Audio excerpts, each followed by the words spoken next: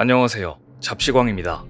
제5호 태풍 독수리가 몰고 온 비가 중국 베이징시와 허베이성을 삼켰습니다.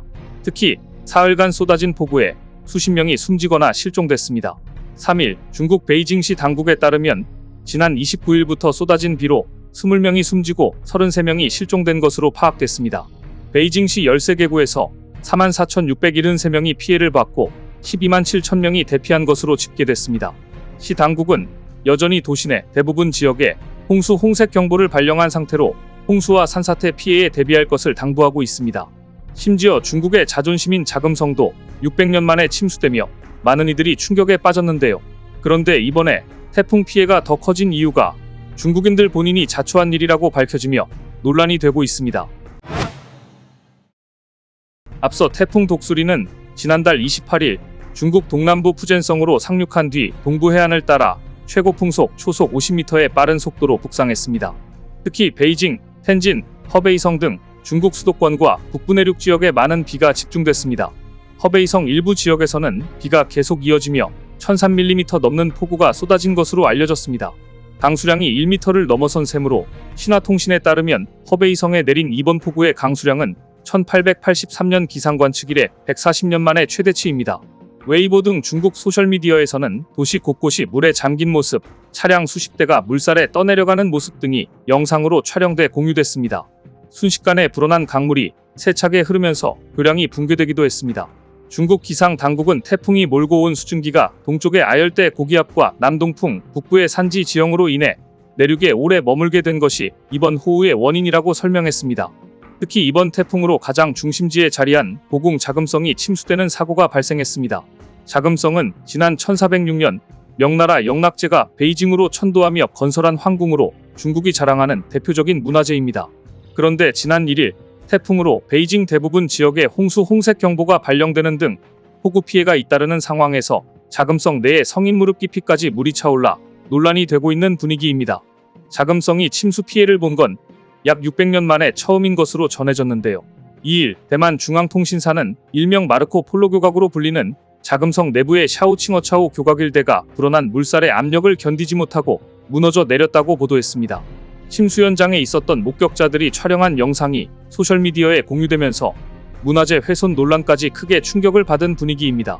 공개된 영상에는 손에는 우산을 들고 우비까지 착용한 관람객들이 갑자기 불어난 물로 허둥대며 급하게 대피하는 모습이 담겼는데 자금성을 상징하는 황금색 지붕을 타고 바닥으로 떨어지는 빗물이 배수시설로 흘러나가지 못한 채 내부 곳곳으로 물이 무릎까지 차올랐습니다.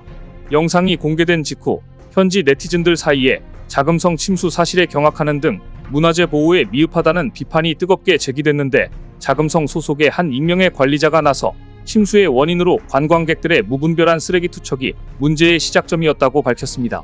이 관리자는 고궁 내부의 배수시설을 확인해본 결과 배수구 안에서 플라스틱 물병과 비닐 등이 다수 발견됐다면서 이 물건들 모두 과거 청나라 시대의 물건이 아니라 현대인들이 사용하는 물건들이라는 점에서 관광객들의 몰상식한 쓰레기 투척이 자금성 침수의 원인이라고 비판했습니다.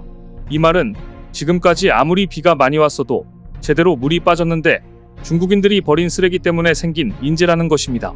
이 같은 지적이 있은 직후 베이징 고궁세계유산 관리부 디아징 주임도 직접 나서 침수 문제에 대해 해명했습니다. 그는 자금성은 규모가 큰 만큼 배수 시스템도 매우 복잡하게 운영된다면서 폭우가 지붕을 타고 바닥으로 내려가는데 자금성이 토지는 전체적으로 북쪽이 높고 남쪽으로 갈수록 낮아지는 지형으로 만들어졌다. 또 자금성 중앙부가 가장 높고 변두리 외곽으로 갈수록 낮아진다고 입을 열었습니다. 그러면서 빗물은 일반적으로 자금성 바닥에 떨어져 외곽 도랑을 따라 흐르고 최종적으로는 자금성 인근의 진수이어강으로 합류해 흐르게 된다고 덧붙였습니다. 문제는 관광객들이 투척한 오물과 쓰레기 등이 배수구를 꽉 채우면서 막힌 배수구로 빗물이 역류하게 됐다는 점입니다. 자금성 관리위원회는 매년 봄, 여름, 가을 등 1년 중 3차례에 걸쳐 배수구 오물 작업을 실시하고 있는데 썩지 않는 플라스틱이나 비닐 등이 배수구 내부에 끼이면서 침수 문제의 주요 원인이 됐다고 추정했습니다. 디 주임은 명청시대에는 매년 음력 3월에 한 차례 배수구 내 진흙 제거 작업을 했고 현재는 1년에 3차례나 청소를 한다면서 이전보다 더 자주 오물 작업을 하는데도 침수가 심각한 것은 관광객들의 비상식적이고 비문명화된 쓰레기 투척 때문이다. 배수구에 발견된 쓰레기 중에는 수건과 옷 등 기이한 물건들이 다수였다고 전했습니다. 그런데 태풍이 끝난 게 아니었습니다. 중국 당국은 북상 중인 다음 태풍에도 촉각을 곤두세웠는데요.